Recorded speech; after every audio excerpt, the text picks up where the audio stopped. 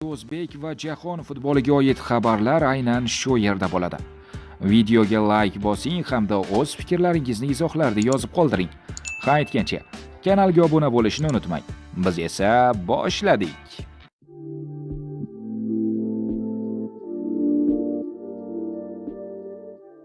Al-Nasr Ronaldo bilan shartnomani uzaytirish arafasida klub Kaysedoga qiziqish bildirmoqda, biroq Chelsea yarim himoyachini sotishni istamayapti.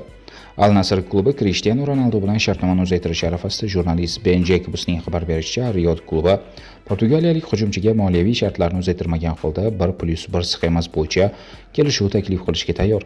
Shartnomani uzaytirish bo'yicha muzokaralar ijobiy natija bermoqda. Ronaldo bilan amaldagi shartnoma esa iyun oyida tugaydi. Shuningdek, Al-Nasrning Moises Caicedoga qiziqishi haqida ham xabar berilgandi. Biroq Chelsea 23 yoshli yarim himoyachini sotish niyatida emas. Ta'kidlanishicha, hozirda londonliklar ekvadorlik futbolchini unga to'langan 115 million funt sterlingdan ancha yuqori baholamoqda. O'zbek futboli bir nechta iste'dodlarni katta sahnaga olib chiqdi, ammo shunday futbolchilar bo'ldiki, tezda mashhurlikka erishdi. Hattoki O'zbekiston milliy terma jamoasi safida ham bir nechta o'yinlarni o'tkazishga muvaffaq bo'lib, so'ngra jarohat va yana bir qancha sabablar bilan futbol olamida izsiz g'oyib bo'ldi. Qalampiroz mana shunday mashhurlikka erishib, keyin birdaniga yo'qolib qolgan o'zbekistonlik futbolchilar haqida to'xtalib o'tadi. Doston Ibrohimov 1997-yilda Navoiy viloyatida tug'ilgan Doston Ibrohimov futbolchilik faoliyatida Paxtakor va Buxoro safidagi o'yinlar bilan ommaga tanilgan. Sherlar safida 2017-yildan 2020-yilga qadar 17 ta o'yinda maydonga tushib, bitta gol urdi. Shuningdek, u O'zbekiston U19, U23 terma jamoalaridagi mazmunli o'yinlari sabab 2019-yilda O'zbekiston milliy terma jamoasiga chaqirilgan. U terma jamoadagi ilk o'yinini 2019-yilning 2-iyun kuni Turkiyaga qarshi o'rtoqlik uchrashuvida o'tkazgan. Ibrohimov o'ng qanot vingeri pozitsiyasida o'ynagan va o'sha vaqtlar o'z pozitsiyasida O'zbekistondagi eng iqtidorli futbolchilardan biri edi. Keyinchalik u Qizilqum, G'ijduvon klublarida to'p tepdi. Shundan keyin uning faoliyatida keskin pastlash kuzatildi va futbol ommasining nazaridan chetda qoldi. Ayni vaqtga kelib Ibrohimov Kattaqo'rg'on klubida faoliyatini davom ettirmoqda. Andrey Sidorov 2018-yilgi qorli final qahramoni Andrey Sidorov yodingizdami? U ham biz boshlagan mavzuga doir futbolchilardan.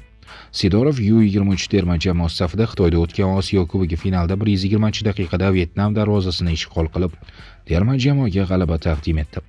Shundan keyin uning faoliyati yanada yuksak darajaga ko'tariladi deyilgandi. Ammo bunday bo'lmadi. O'sha goldan keyin u bir muddat Qizilqumda to'p tepdi. Faoliyat davomida Paxtakor, Qizilqum, Qo'qon 1912, Buxoro, Xo'jand, Dinamo, Aris kabi klublar sharafini himoya qildi. Ayni damga kelib u Qirg'izistonning Oshmo Aldier klubida to'p tepmoqda. Doston Tursunov 2018-yilgi Osiyo Kubogi qahramonlaridan biri himoyachi Doston Tursunov o'sha turnirdan keyin milliy terma jamoaga ham jalb etildi va 7 ta o'yinda maydonga tushib, bitta gol urishga muvaffaq bo'ldi. Tursunov futbolchilik faoliyat davomida Paxtakor, Neftchi, Qo'qon 1912, Metallurg, Renova, Amaguchu, Pusan, Chongqing, Liangjiang kabi klublarda to'p tepgan. Ayni vaqtga kelib u Eronning Istiqlol Xuziston safida o'ynamoqda.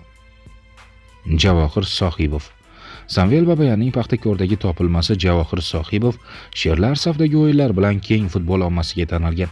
Shuningdek, u O'zbekiston milliy terma jamoasi safida ham 14 o'yinda maydonga tushgan. U milliy terma jamoadagi debyutini 2015-yilning 3-sentyabrda Yamanga qarshi uchrashuvda o'tkazgan. Sohibov Paxtakor, Metallurg, Sug'diyona, Lokomotiv, Turon, Surxon, Oloy klublarida faoliyat olib borgan. Ayni vaqtga kelib u Qirg'izistonning O'zgan klubida to'p tepmoqda. Vladimir Kozak 2010-2020-yillar oralig'ida Toshkentning Paxtakor klubida faoliyat olib borgan Kozak ayni vaqtga kelib Toshkentning Lokomotivida to'p tepmoqda. U o'z vaqtida sherlarning asosiy futbolchilaridan biri bo'lgan. O'zbekiston milliy terma jamoasi safiga ham jalb etilgan. Asosan chap qanot himoyachi sifatida o'ynagan Kozak orada Samarqandning Dinamo klubida ham faoliyat olib bordi. Ayni vaqtga kelib u yana bir bor temir yo'lchilar bilan shartnoma imzolab, mavsumni ushbu klub safida boshlaydigan bo'ldi. Sanjar Qodirqulov Bunyodkor akademiyasining porlab chiqqan Qodirqulov kabi yulduzlari bor edi. O'zbekistonning bir nechta yosh toifalaridagi terma jamoalarda to'p tepgan futbolchi 2019-yilning 10-oktyabrda milliy terma jamoa safida debyutini o'tkazdi. Qodirqulov O'zbekiston terma jamoasi tarkibida 14 o'yinda maydonga tushib, bitta gol urishga muvaffaq bo'ladi. Qodirqulov futbolchilik faoliyati davomida Bunyodkor, Metallurg, Lokomotiv, Neftchi klublarida to'p tepgan. 27 yoshli futbolchi 2025-yilgi mavsumni Samarqandning Dinamosida boshlaydigan bo'lgan. Finaldan so'ng xayrlashuv. Ancelotti Realdan ketishi mumkin. Ancelotti Realni tark etadimi? Final bosh murabbiy uchun so'nggi o'yin bo'lishi mumkin. Carlo Ancelottining Real Madriddagi bosh murabbiy sifatidagi faoliyati yakunlanishi mumkin.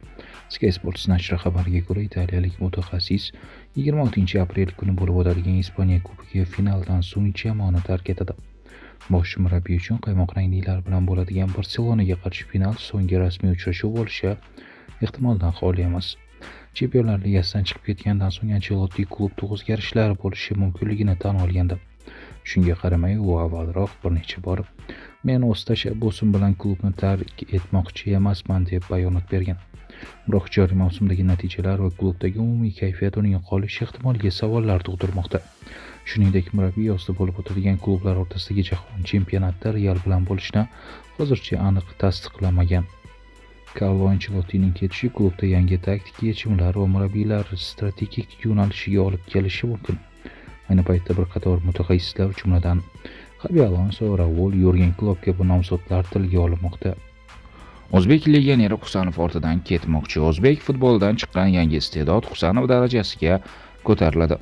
O'zbekiston milliy terma jamoasi markaziy himoyachisi Abduqodir Husanov professional futbolchilik faoliyatida qisqa muddatda to 5 ligalardan ikkitasini zabt etgani ko'plab iste'dodli yoshlar uchun yaxshigina motivatsiya bo'ldi. Darhaqiqat 2022-yili Belarusning Energetik Bigov klubi bilan birinchi rasmiy professional shartnomasini imzolagan o'zbek futbolchisi 2023-yilning yozida Fransiyaning o'sha paytdagi vitse-chempioni Lanskga ko'chib o'tdi. Fransiya futbolidagi birinchi o'zbekistonlik charm top ustasi sifatida tarixda nom qoldirgan Abduqodir Husanov 1,5 mavsum davomida Manchester City'dagi qudratli klubda o'ynaydigan darajaga yetdi. Har holda 21 yoshli futbolchining Angliyadagi faoliyati juda muvaffaqiyatli boshlandi. Husanov fevral oyida Manchester City'ning eng yaxshi o'yinchisi deb topilgani yuqoridagi fikrni isbotlaydi. Husanovning sensatsion transferidan keyin jahon futbolida o'zbekistonlik o'yinchilarga yanada jiddiy e'tibor qarata boshlashdi. Keyingi paytda yana bir iste'dodli futbolchi Behruz Asqarovning nomi ko'p tilga olinmoqda. 22 yoshli futbolchi aslida Paxtakor tarbiyalanuvchisi hisoblanadi. Behruz Cherlar safida O'zbekiston Superligasi mamlakat kubogi, Osiyo Chempionlar Ligasi musobaqalarida jami 39 ta uchrashuvda ishtirok etib, bittadan gol va assist muallifi bo'ldi. Behruz Asqarov 2025-yilgi mavsumni legioner sifatida o'tkazishga qaror qildi va ijara asosida Qozog'iston Premyer Ligasida ishtirok etayotgan Turon klubiga ko'chib o'tdi. Turkiston viloyati jamoasida Asqarovdan tashqari Shahboz Umarov, Odiljon Abdumajidov va Xurshid Muxtorov kabi o'zbek futbol maktabi tarbiyalanuvchilari ham to'p tepmoqda. Universal futbolchi hisoblangan Behruzga Paxtakorda 39 uchrashuvda qayd etgan natijalarni takrorlash uchun To'rondagi dastlabki 4 uchrashuv kifoya qildi. Asqarov garchi bu bahslarda to'liq o'ynamagan bo'lsa-da, legioner sifatida gollar va assistlar hisobini ochdi. Qozog'iston Kubogi doirasidagi bellashuvda To'ron safida 5-o'yinchini o'tkazgan Asqarov o'z statistikasiga ko'ra yana bitta assist yozdirib qo'ydi. Ekspertlarning ta'kidlashicha, Asqarov uchun Qozog'iston chempionati tramplin vazifasini o'taydi. Yevropaning top 5 ligalaridan ikkitasida o'zini ko'rsatib ulgurgan Abduqodir Husanov uchun Qozog'iston Premyer Ligasidan kuchli bo'lmagan Belarus Oliy Ligasi xuddi shu vazifani bajarib bergandi.